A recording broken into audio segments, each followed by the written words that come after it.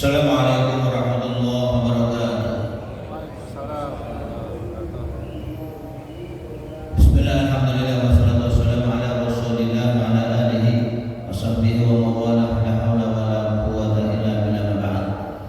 Hadirin jemaah sekalian, jamaah salat subuh Masjid As-Salam, semoga sama-sama dimuliakan dan dirahmati Allah Subhanahu wa taala. Syukur alhamdulillah, pada kesempatan pagi hari ini kita sama-sama dimuliakan Allah Subhanahu wa taala, bisa berkumpul kembali di masjid yang kita cintai dalam rangka untuk melaksanakan sholat subuh, sekaligus dalam rangka untuk mengikuti pengajian makanan yang diselenggarakan di masjid ini.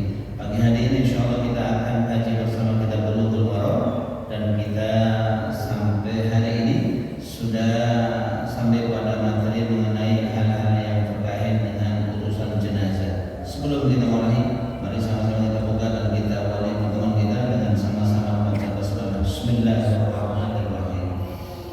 Hadis yang pertama pada kesempatan kali ini adalah hadis yang menjelaskan mengenai bagaimana Rasul Shallallahu Alaihi Wasallam mencontohkan kepada kita terkait dengan pengkafanan jenazah. An Aisyah radhiyallahu anha qala kufina Rasulullah Shallallahu Alaihi Wasallam fi salasati aswabin bidin sakhuriyah min qursifin laysa fiha qamisun wa imamatun muttafaqun alaihi. Diriwayatkan dari Aisyah radhiyallahu anha, Rasulullah SAW, dia berkata, Rasul Shallallahu Alaihi Wasallam dikafani di dalam 3 lapis, ya, di dalam 3 lapis kain bidin yang putih, sakhuriyah yang berasal dari desa Sahul, ya, yang berasal dari desa Sahul, sebuah desa yang ada di Yaman, yang kemudian yajlibu minha thiyab wa yansubu ilaiha.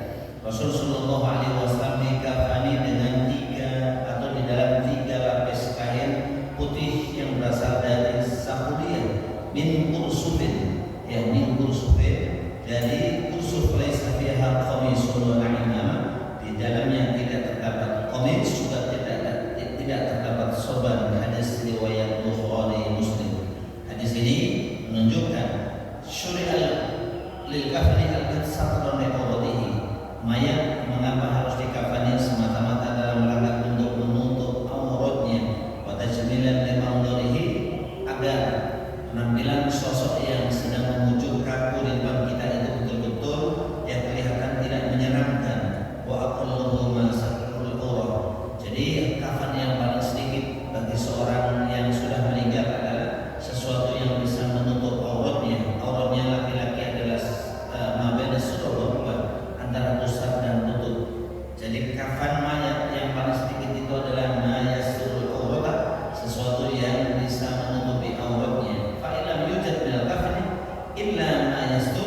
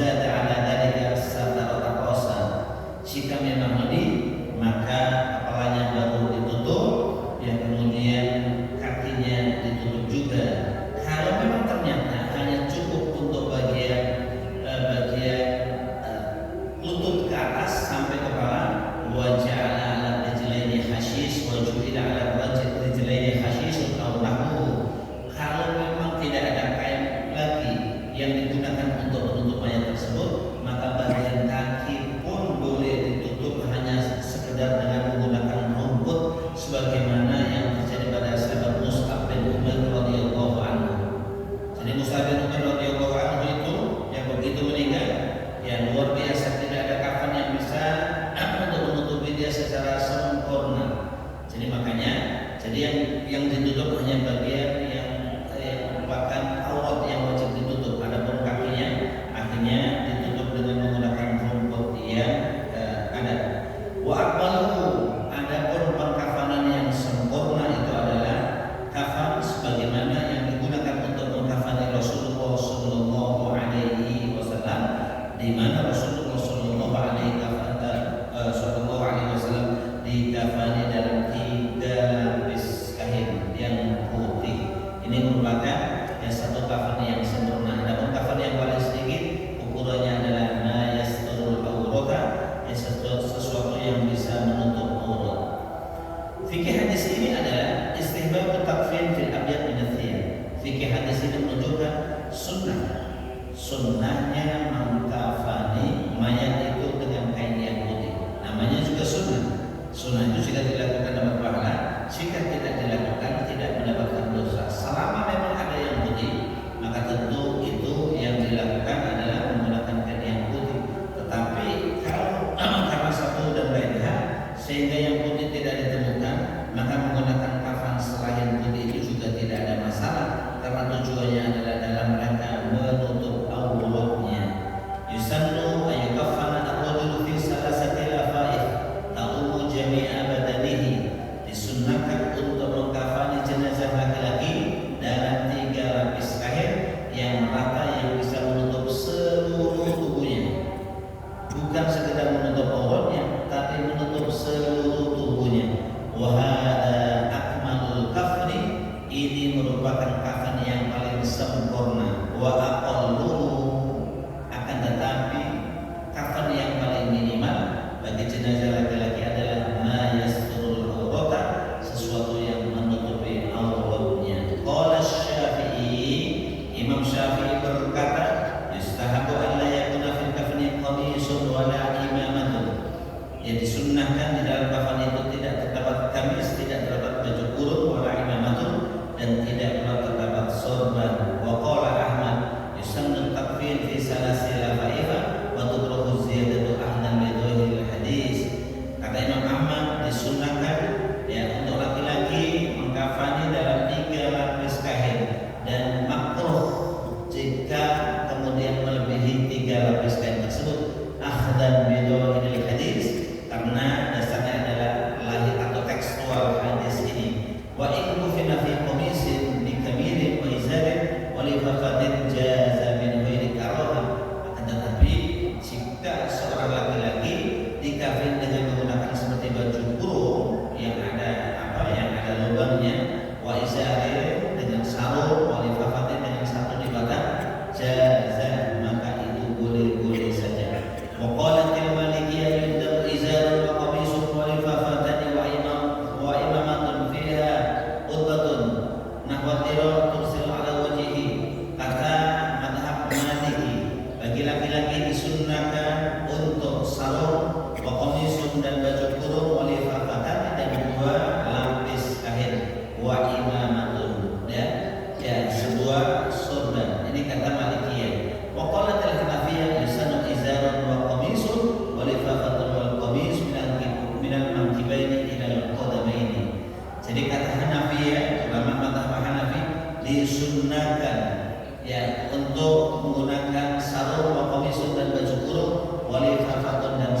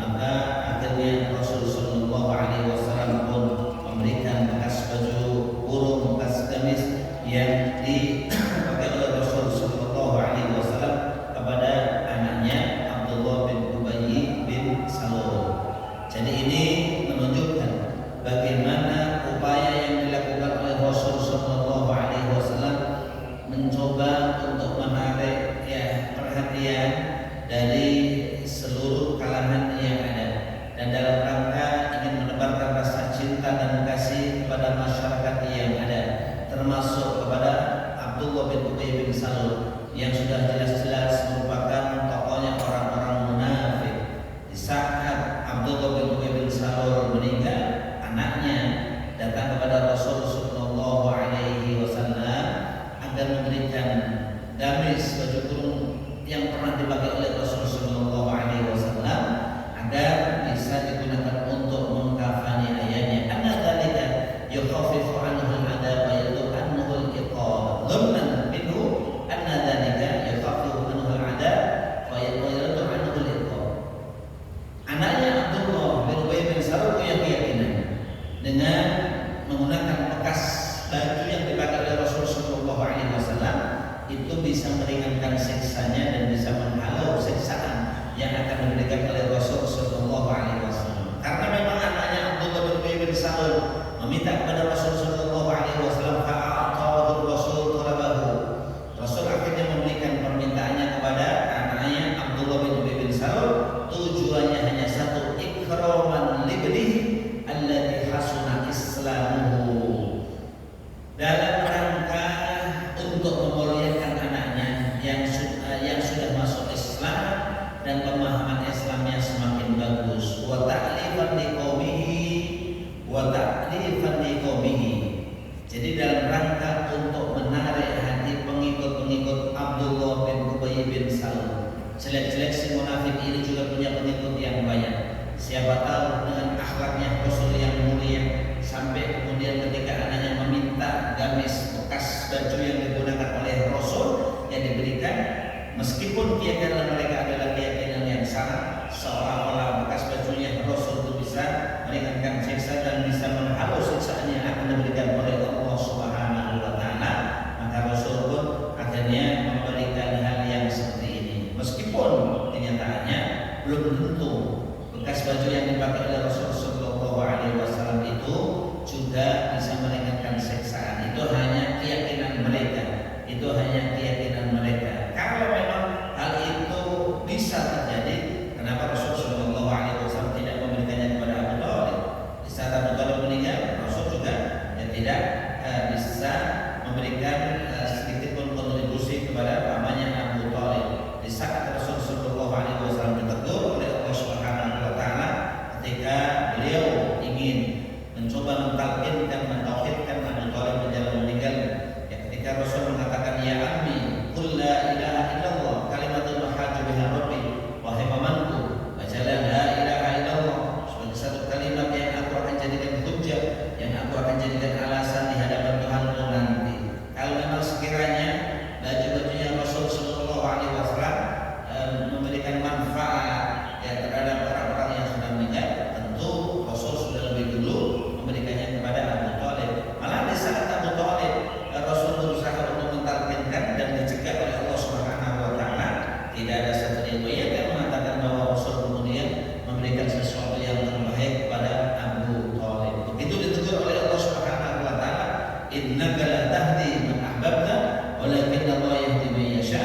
Sesungguhnya Abu Muhammad tidak akan bisa memberikan petunjuk kepada orang yang engkau cintai, akan tetapi Allah Subhanahu wa taala akan memberikan petunjuk kepada orang yang dikehendaki. Jadi di saat Rasul ditegur oleh Allah Subhanahu wa taala dengan turunnya ayat tersebut, Rasul juga tidak ada satu riwayat yang menjelaskan mengenai Rasul kemudian memberikan yang terbaik kepada Abu Thalib. Fikih hadis ini adalah anmu akhlaqir Rasul wa karumihi id kana la yaqutu sa'ilan.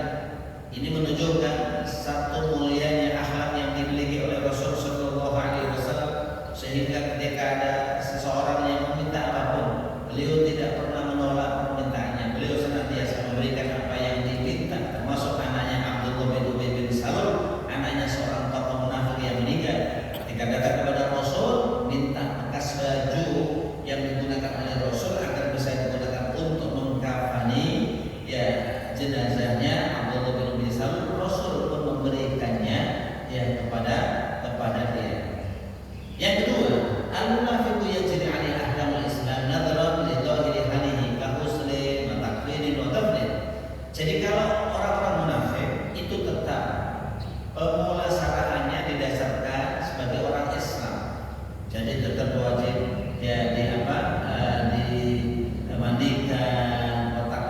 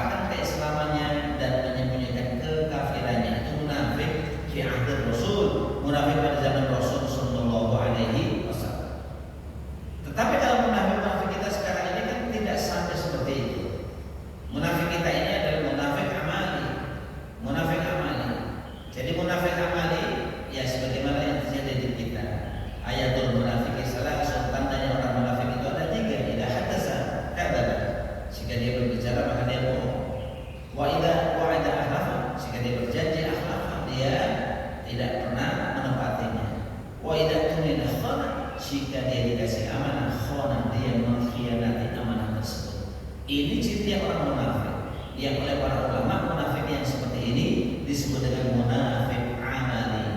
Adapun munafiknya seperti Abdullah bin Ubay bin Salul itu adalah munafik i'tiqadi. Jadi oleh Syekhul Islam Ibnu Taimiyah orang itu disebut dengan zindiq. Kalau ada orang yang tampilannya pura-pura Islam tapi ternyata hatinya itu jauh dari Islam, justru hatinya memusuhi Islam, itulah adalah the real munafik. Yang munafik yang real yang seperti itu. Munafik yang real seperti itu, tampilannya Islam, tapi kalau hatinya benci banget dengan ajaran Islam, benci banget dengan itu, udah jelas the real munafik. Itu yang namanya munafik. Dan yang orang yang seperti ini lah kemudian disebut dengan Indonesia sebagai zindiq. Yang namanya zindiq yang seperti itu. Tapi kalau kemudian persoalan hanya kalau janji gak ditepati, kalau ngomong suka omong doang, no action, talking only, ya kalau seperti itu kaitannya hanya dengan munafik amal. Tapi kalau memang penampilannya Islam di balik itu dia benci banget, setiap tatanan, setiap syariat Islam dia senantiasa tidak setuju, itu jelas dari munafik yang ada di sekarang ini. Hadirin jamaah sekalian semoga dimuliakan Allah Subhanahu wa taala. Kalau kita lihat masyhuriatun.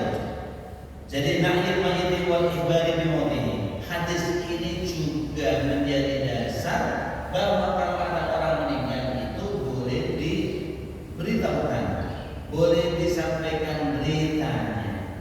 Terkait dengan menyampaikannya, apakah menggunakan toa, menggunakan speaker yang ada di masjid sebagaimana yang terjadi di kampung-kampung, atau hanya menggunakan informasi saluran informasi yang ada di grup WA dan lain sebagainya. Ini adalah teknis. Yang jelas berdasarkan hadis ini disunnahkan untuk dianjurkan untuk memberitahukan akan berita kematian seseorang pada yang lahir. Jawazu talabi athari ahli al-khair tabarruk biha wa in kana sa'ilu ghaniyan. Hadis ini juga menunjukkan boleh seseorang meminta bekas-bekas dari orang-orang yang baik untuk dijadikan sebagai tabarruk berkaitan dengan hal tersebut. Wa in kana sa'ilu ghaniyan, wa in kana sa'ilu ghaniyan, meskipun yang meminta itu adalah orang-orang kaya. Yang meminta itu adalah orang-orang kaya. Masyhuriyatut takfin fil qamis, yang disyariatkan mengkafani seseorang ini yang menggunakan menggunakan 3 lapis kain yang ada. Kemudian fadlu Ubaidillah bin Abdillah khairu labda Rasul al-Karim qala bahwa atahu qamisahu. Hadis ini juga menunjukkan mengenai keutamaan anaknya Abdullah bin Ubay bin Salul yang namanya Ubaidillah bin Abdullah. Ini termasuk kategori sahabat yang punya kedudukan yang tinggi di mata Rasul sallallahu alaihi wasallam. Kenapa demikian? Karena begitu dia datang pada Rasul meminta agar Rasul memberikan baju yang pernah dipakai untuk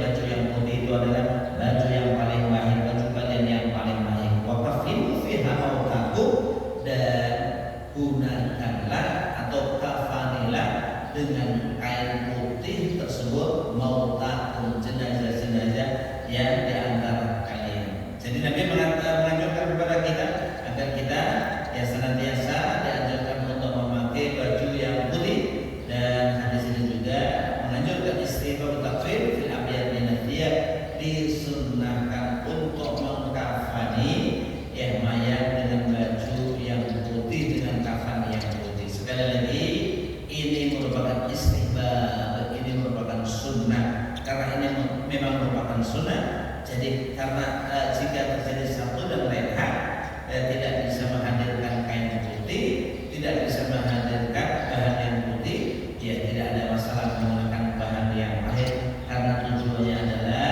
dalam rangka untuk menutup aurat sekaligus ya untuk memberikan penampilan yang bisa dipandang enak ya bagi si mayat oleh orang yang meninggal. Berikutnya jemaah sekalian, an Jabir radhiyallahu anhu qala Rasulullah sallallahu alaihi wasallam idza kafana ahadukum akhahu falyuhsin kafanahu, rawahu Muslim. Dari Jabir bin Abdullah radhiyallahu anhu dia berkata, Rasul sallallahu alaihi wasallam bersabda, idza kafana ahadukum akhahu, jika salah seorang di antara kalian mengkafani saudaranya Islam yang lahir, falyuhsin kafanahu, hendaknya dia melakukan pengkafanan yang terbaik untuk dia. Yang dimaksudkan melakukan yang terbaik itu seperti apa? Falyahtar min athyabi an-nufata wa atammaha bayadun wa qanuha satira mutawassita wa antakuna min libas syar'i. Ketika Rasul sallallahu alaihi wasallam mengatakan falyuhsin kafanahu, hendaknya dia memberikan atau mengkafani dengan yang paling baik. Yang paling baik itu patokannya adalah yang paling bersih, yang paling sempurna putihnya, yang bisa menutup auratnya, dan dia termasuk bahan-bahan atau kain yang memang merupakan kain yang bisa digunakan untuk pakaian secara syariat. Kalau ternyata ada kain putih, tapi kain putih itu mungkin barangkali ya bercampur dengan sesuatu yang di dalam Islam, menurut Islam itu adalah najis, maka kain putih yang seperti ini adalah tidak bisa. Maka tentu patokannya adalah kain putih yang syar'i. Syar'i maknanya adalah sesuai dengan syariat dan ketentuan-ketentuan yang disampaikan oleh Allah Subhanahu wa taala.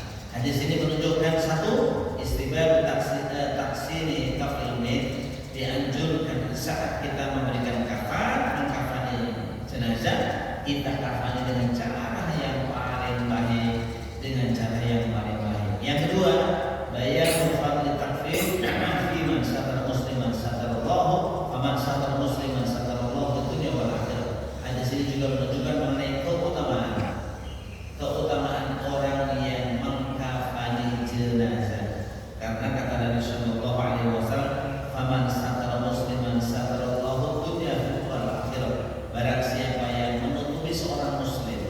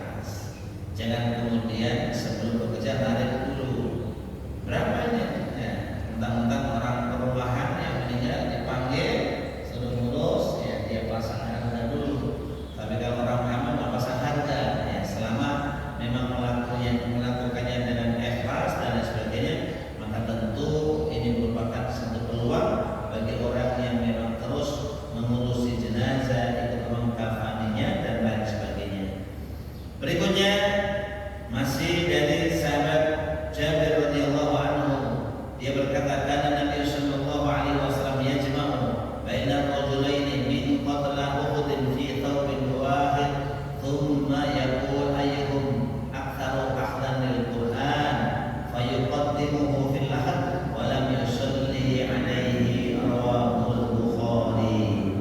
Diriwayatkan dari sahabat Jabir radhiyallahu anhu, Nabi sallallahu alaihi wasallam pernah menyatukan dua jenazah. Disatukan. Rasul sallallahu alaihi wasallam pernah menghimpun di antara dua jenazah dari korban perang Uhud, dari sahabat yang gugur dalam perang Uhud, fi thawbin wahid, dalam satu kafan. Bisa bayangkan satu kafan digunakan untuk mengkafani dua orang. Ini bukan kembar, bukan. Ini karena memang lantaran tidak ada kafan yang digunakan untuk menutup itu, karena kondisinya adalah kondisi dia perang. Tsumma yaqul, kemudian Rasul sallallahu alaihi wasallam mengatakan, ayyuhum aktsaru akhdan lil Qur'an. Ya, siapa di antara mereka yang paling banyak hafal Al-Qur'annya? Siapa di antara mereka yang paling banyak hafalannya, paling bagus bacaan Al-Qur'annya? Fayuqaddimuhu fil lahad, sehingga didahulukan ketika dimasukkan ke liang lahat. Walam yusalli alaihim, dan Rasul tidak menyolati mereka karena mereka ini adalah orang-orang yang mati syahid, sehingga la yahtaju ila shalah, tidak perlu disolati. Jemaah sekalian semoga dimuliakan dan dirahmati Allah Subhanahu wa taala. Hadis ini menunjukkan satu, jawazul takfini rajulaini fi thawbin wahid lidharurah. Jika karena satu dan lain hal, jika karena ada satu dan lain hal sehingga dalam kondisi mendesak, karena tidak mendapatkan kain kafan untuk bisa mengkafani masing-masing jenazah, jika ada dua jenazah disatukan dikafani dengan satu proses satu kain sebagaimana yang dilakukan untuk mengkafani satu orang, maka hal itu tidak masalah. Rasanya adalah darurat, karena darurat. Termasuk yang kedua, jawazul dafn itsnain bil ahdin wahid lil darurat. Boleh dua orang, ya, boleh dua orang dikubur dalam satu makam. Lidorul kata, bukan berarti ditumpuk. Kalau ditumpuk jenazahnya, ya sudah sekian puluh tahun ditumpuk. Ini memang secara bersamaan. Jawazul dafn itsnain bil ahdin wahid lil darurat. Ya, jadi boleh dua jenazah dikuburkan, jenazah yang masih seger dikuburkan satu liang. Alasannya adalah darurat. Yang ketiga, istihbab taqdim afdhalil mayyitain lidafnil lahad. Siapa yang paling duluan dimasukkan ke liang lahat? Siapa yang paling duluan dimasukkan ke liang lahat? Maka dianjurkan untuk mendahulukan yang paling afdal, yang paling soleh, yang paling takwa di antara dua jenazah yang meninggal tersebut. Contoh, ka'iyakun aktsara Qur'anan minas sani. Yang didahulukan ini hafalan Al-Qur'annya banyak. Yang didahulukan ini kalau sama-sama hafalan Al-Qur'an, tapi dilihat dulu, yang didahulukan ini adalah orang yang bukan sekedar hafal Al-Qur'an, tapi dia mau mengamalkan Al-Qur'an. Karena berapa banyak orang yang hafal Al-Qur'an, tapi dia tidak pernah mengamalkan Al-Qur'annya. Karena dia hanya hafal, nggak tahu apa yang terkandung di dalam Al-Qur'an. Jadi ini bedanya. Kalau pada zaman Nabi orang hafal Al-Quran itu pasti ngerti maknanya. Ya kalau orang sekarang hafal Al-Quran nggak ngerti maknanya. Itu bedanya. Jadi makanya yang didahulukan adalah yang hafal Al-Quran, yang tahu maknanya, sehingga konsekuensinya kalau dia tahu makna Al-Quran, maka mau tidak mau dia juga akan melaksanakan, mengaplikasikan nilai-nilai Al-Quran yang dihafal oleh dia. Ini tentu konteksnya. Jika tidak, ya maka tentu itu tidak menjadi satu parameter keutamaan diri. Karena kita juga sering melihat berapa banyak orang yang hafal Al-Quran, tapi dia masih tega-teganya menjadi nipu sama orang. Berapa banyak orang yang hafal Al-Quran, tapi kadang-kadang ya dia tadi senanya sendiri, sikapnya dan sebagainya. Maka ya tentu orang-orang yang hafal Al-Quran ini sekiranya dia pemahaman syariatnya cukup bagus, maka dia pasti akan dikendalikan oleh Al-Qurannya. Tapi kalau pemahaman Al-Quran itu tidak bagus, ya maka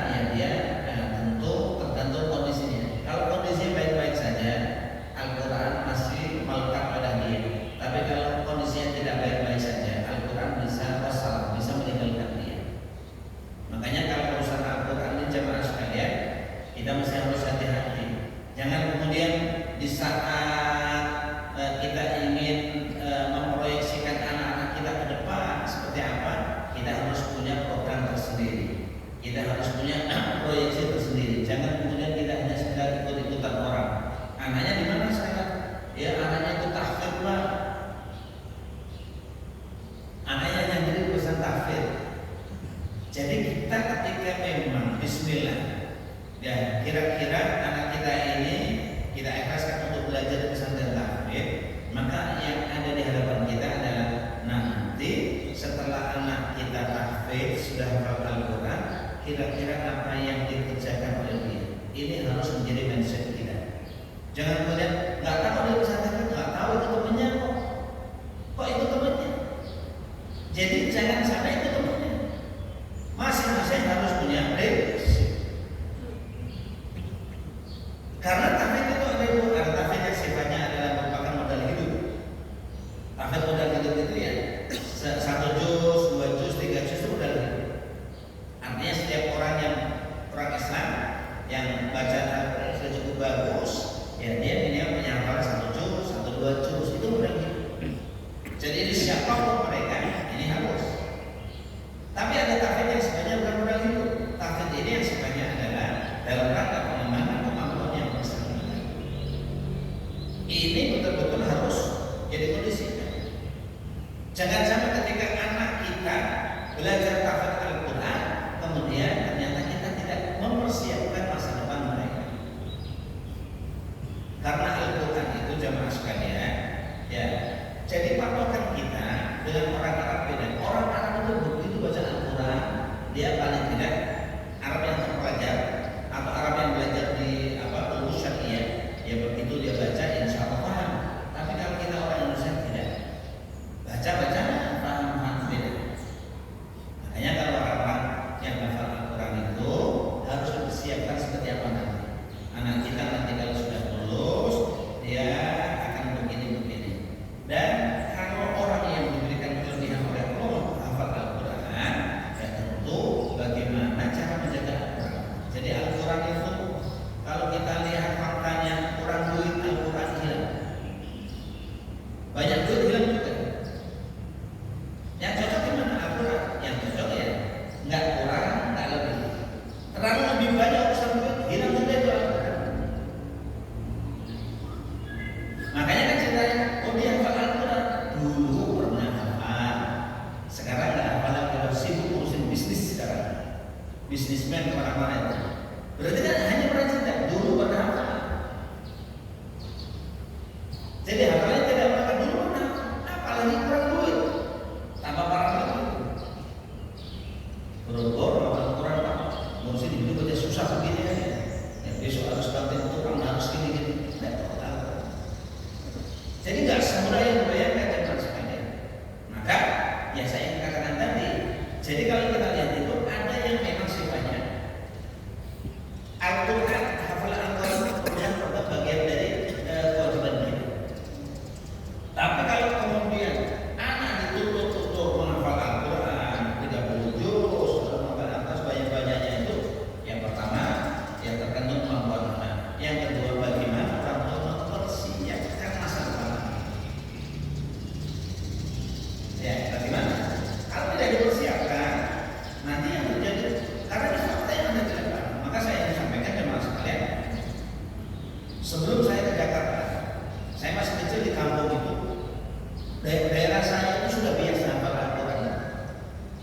Bukan sekedar hafal setoran. Mereka sudah mampu tasmi' Al-Quran, khataman Al-Quran. Karena mereka orang-orang yang hafal Al-Quran. Nah, di kampung saya itu biasanya diundang untuk tasmi' Al-Quran, khataman Al-Quran. Dari jam 7 pagi sampai jam 5 sore bisa tasmi' 30 juz. Itu sudah biasa.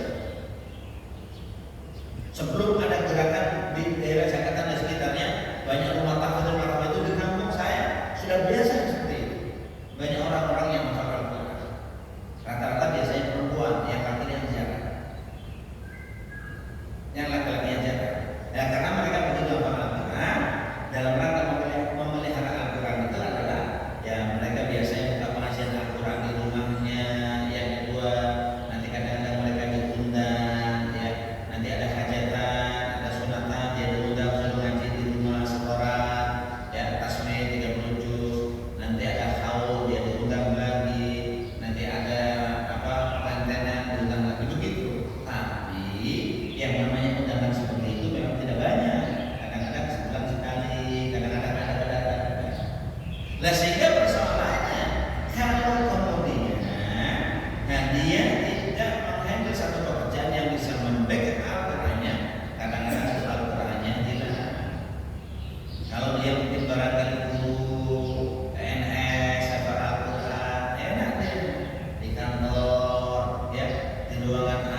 sambil itu bisa.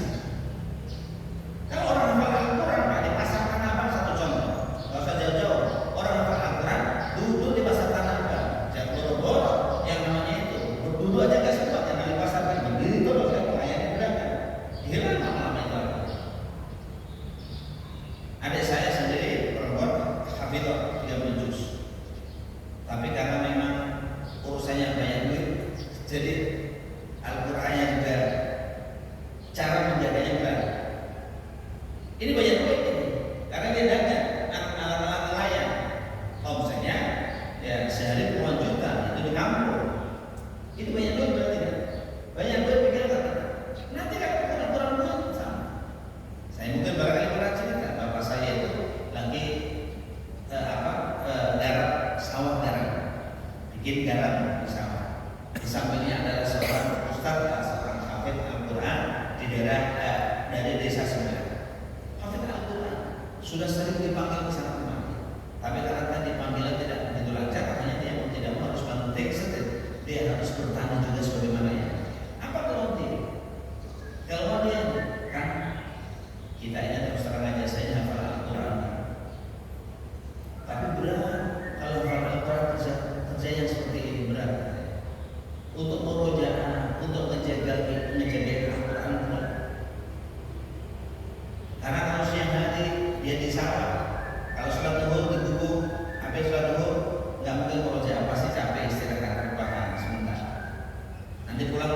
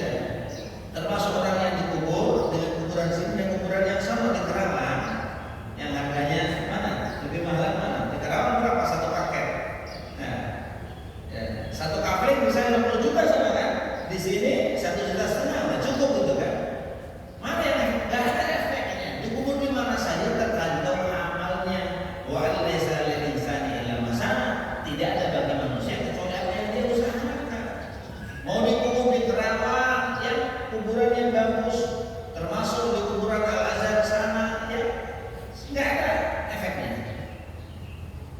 Yang memberikan efek itu adalah amal soleh yang dikerjakan dia selama ini. Jadi kita nggak usah terkecoh dengan ulahnya orang-orang itu. Bukan Ustaz, kalau misalkan enaknya kan, ya kalau nanti anak kita mau ziarah bawa mobil langsung bisa berhenti di depannya, kata apa urusannya? Maka logikanya sekarang sama-sama beli kafir makan di sana, satu kafirnya 40 juta, dua kafir suami istri 100 juta. Mendingan dua kafir di masjid Hasanah, ya kan? Pahalanya mahal sampai hari kiamat. Yang di sana ya sama-sama 50 juta, 100 juta enggak ada.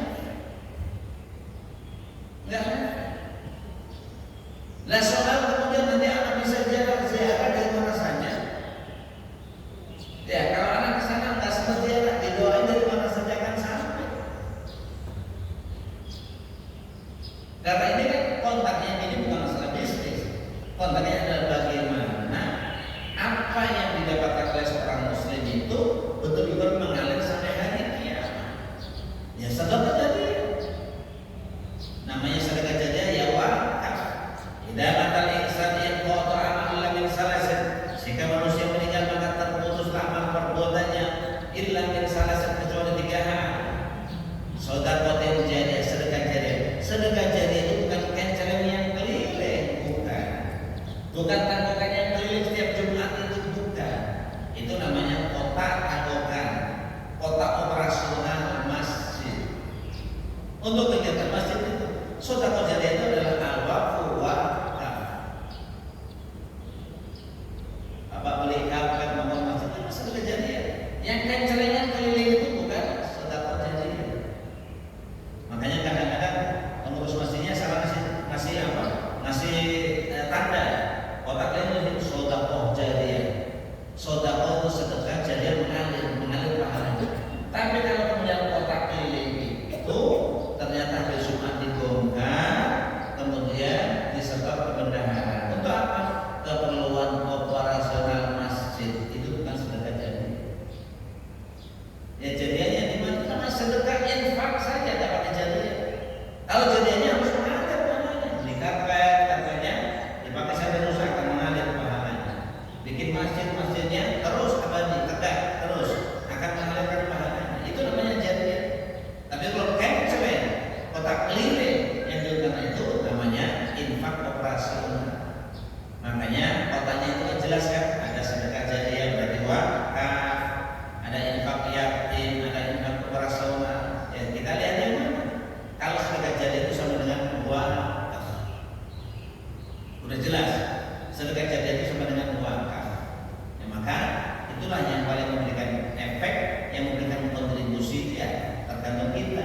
Jadi kita nggak usah ya, terkecoh dengan orang-orang yang sesungguhnya hanya sekedar ingin membanggakan harta-harta mereka, dimakamkan di makam yang begini-begini. Tidak, dimakamkan dimanapun kita tetap menghadap Allah Subhanahu Wa Taala. Kontribusi yang diberikan oleh anak kita, keluarga kita dari manapun akan sampai kepada kita, akan sampai kepada anak kita. Jadi nggak perlu ya kemudian kita punya satu mindset, oh di sana nanti berbeda. Ya, yang membedakan adalah dimakamkan di tanah haram atau di tanah halal. Di tanah haram pasti ada bedanya. Kalau di tanah halal seperti kita di luar tanah haram, itu satu hal yang biasa. Bagaimana nanti kalau kemudian urusannya itu kan urusan manusia jadi kita doakan dari mana saja akan sampai kepada anak kita. Hadis ini menunjukkan jemaah sekalian tidak membawa kafir kafan. Larangan kita terlalu memberikan kafan yang harganya mahal. Tidak usah mahal-mahal kafan itu. Dzikrul hukmi maqrunan bi illatihi yakuna awqa fi nafsi wa amkana lil fani. Jadi alasannya kenapa kafan itu dilarang yang mahal-mahal? Karena apa? Kafan itu ujung-ujungnya juga akan rusak. Yus'alu syariah akan cepat rusak. Karena itu enggak usah pakai ya enggak usah pakai yang mahal-mahal. Yang mahal mendingan diarahkan ke wakaf saja. Untuk kafannya secukupnya saja. Jangan kemudian kita berikan kafan yang paling bagus, yang paling bagus. Kira-kira yang semacam ini ada nggak yang bangsa 2 juta, 3 juta itu kan yang bagus, yang halus.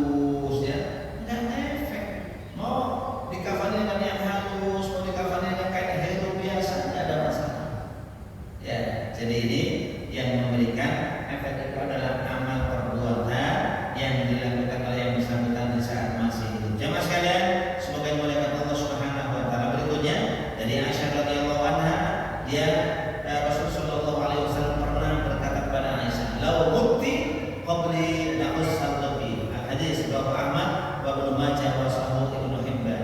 Kata Aisyah, ya, ini hadis ini kan hadis yang panjang. Rasul sallallahu alaihi wasallam pulang dari Baqi. Wajadani wa ana ajidu sudah fi ra'si. Rasul pulang dari makam Baqi, tiba-tiba Rasul mendapati saya sedang sakit kepala. Wa aku dan saya berkata, wa Rasulullah, aku yang sakit ini, kepala sakit. Faqala bal ana ya Aisyah wa Rasulullah. Ya kemudian Rasul mengatakan, jangan begitu Aisyah, saya sendiri sakit kepala di wa Rasulullah.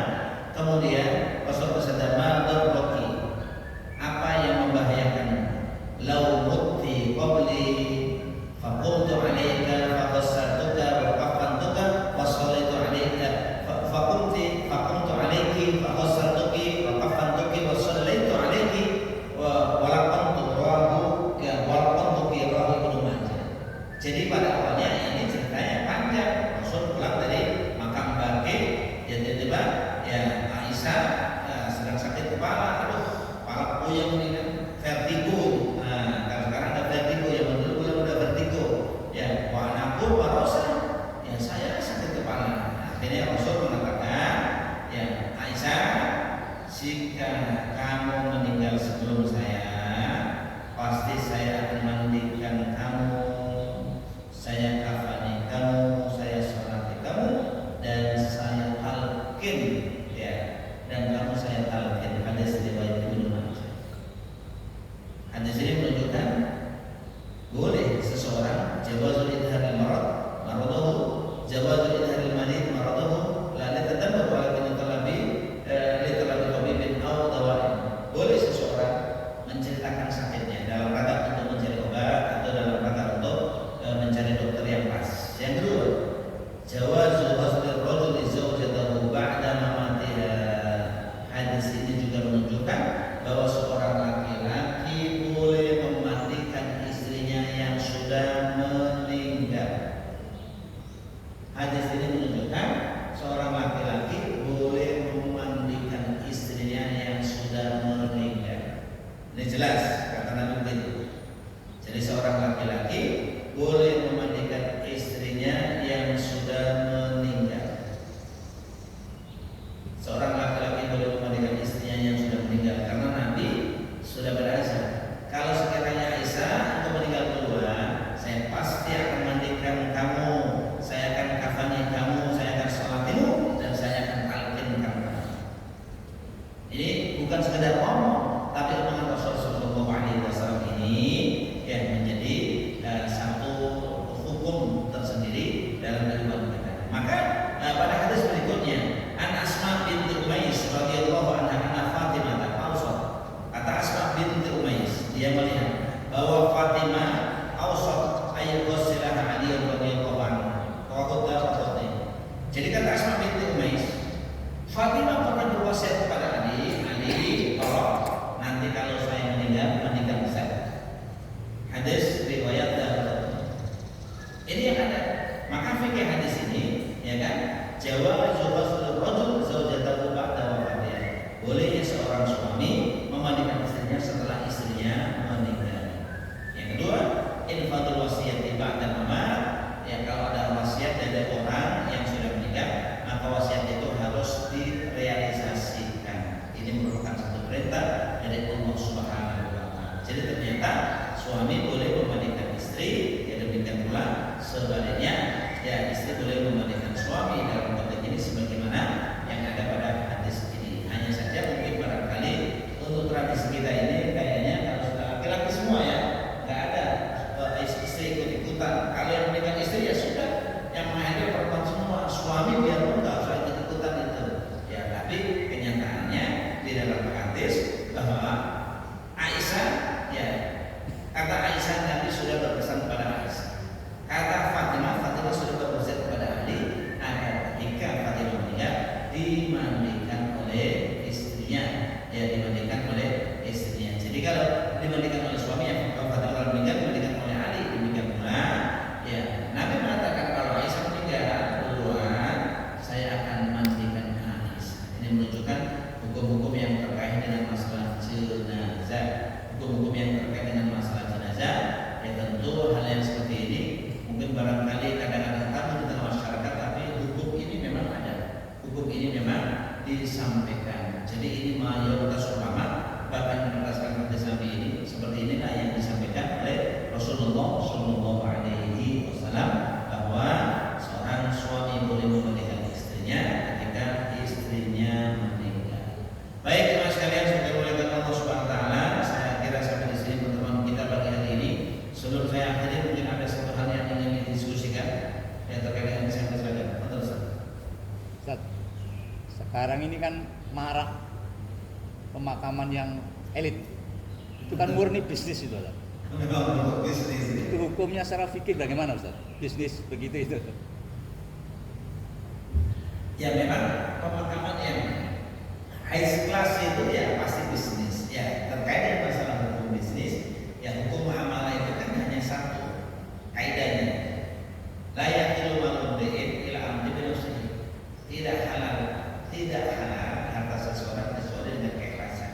Selama yang belikan beli makam itu dia merasa nyaman, merasa ridho dan sebagainya, ya nggak ada masalah. Sama dengan sekolah kan, sekolah kan ya nilai bisnisnya jauh lebih besar gitu kan, ya nilai bisnisnya jauh lebih besar. Itu gimana? Ya selama yang punya uang, merasa nyaman, merasa ridho, nggak ada pemaksaan, nggak ada penekanan, ya nggak ada masalah. Karena tadi konsepnya layak memberi ini tidak halal harta seseorang kecuali dengan keikhlasan. Hanya saja yang perlu kita lakukan adalah bagaimana kita bisa mengedukasi masyarakat bahwa pemahaman yang mahal, yang menyita uang banyak, yang perlu melakukan banyak itu sama sekali tidak efek dan tidak memberikan efek kebaikan sedikit pun pada yang bersangkutan. Ini yang harus kita edukasi. Jangan panggil bom 50 juta, bom 100 juta. Yang penting diwakafkan sudah jelas. Mau wakaf sama sendiri boleh, ya kan? Satu contoh, ini ada kamar mandi. Karena ini merasa kamar mandi masjid ini wakaf dari seseorang, dinamai kamar mandi apa? Ya kan di Arab banyak begitu namanya. Ini masjid Fatimah. Kenapa? Karena yang membangun masjid adalah Fatimah, sehingga masjid dinamakan masjid Fatimah. Kamar mandi siapa namanya? Kamar mandi Budi. Oh kenapa? Oh, Budi namanya. Yang wakaf kamar mandi itu Budi, ya nggak ada masalah. Jadi sepanjang masa kita namanya daripada kita belikan pemahaman yang lama. Karena memang itu pure bisnis. Ya pasti yang maaf yang disasar pasti orang-orang yang istilahnya yang malas ke masjid, orang-orang yang punya mindset pokoknya seolah-olah harta itu segala-galanya. Sehingga kalau sudah berada di sana tentunya nilai tersendiri tidak. Sekali lagi tidak, yang memberikan kebaikan itu adalah amalia. Bagaimana amalia kita di saat kita ini banyak bergaul dengan orang, di saat kita ini banyak bersilaturahmi dengan orang, banyak kawan yang ada, maka pergaulan yang luas itu akan memberikan buah yang baik kepada kita. Ya mungkin kalau pas pagi ini kita diingat almarhum kemarin, masya Allah orangnya soleh banget ya. Yang mudah-mudahan Allah memberikan yang terbaik di sisi Allah Subhanahu Wa Taala, di yang kemudian yang mendapatkan satu kebaikan dari Allah. Itu yang lebih bagus begitu. Tapi kalau untuk soal hukum, selama yang beli tidak ada komplain, merasa nyaman-nyaman saja, ya boleh-boleh saja. Tugas kita adalah bagaimana kita bisa mengedukasi masyarakat, jangan sampai kita berkaca dengan seperti itu. Perbandingannya sangat sederhana, daripada 100 juta, 50 juta bismillah, 50 juta kita wakafkan untuk apa? Kemudian umat di masjid, di musola, di pesantren, di yang lain itu jauh lebih bermanfaat. Ini tugas kita. Ya, jadi tugas kita yang mengedukasi mereka. Gitu Ustaz. Allah silakan.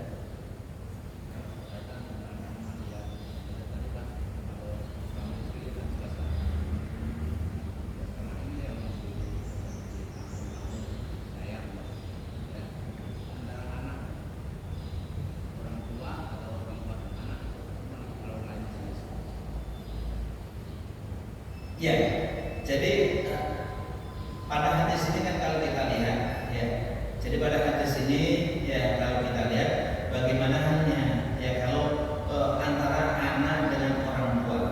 Jadi kalau antara anak dengan orang tua, ya sebenarnya ini kan anak dan orang tua jelas-jelas mahram, kan? Ya jelas-jelas mahram.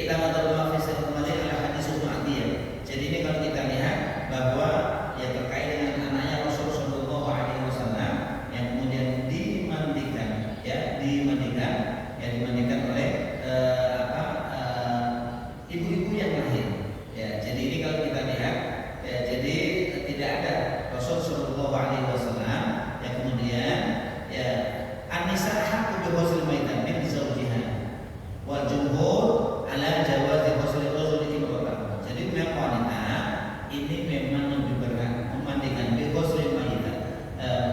Jadi yang namanya wanita lebih berhak memandikan jenazah perempuan dibanding dengan suaminya. Menurut jumhur ulama, jawazu ghusl rajul imra'atahu, boleh seseorang ya kan, ya laki-laki memandikan istrinya yang sudah meninggal. Wa qala Abu Hanifah la yajuzu lahu ghusluha.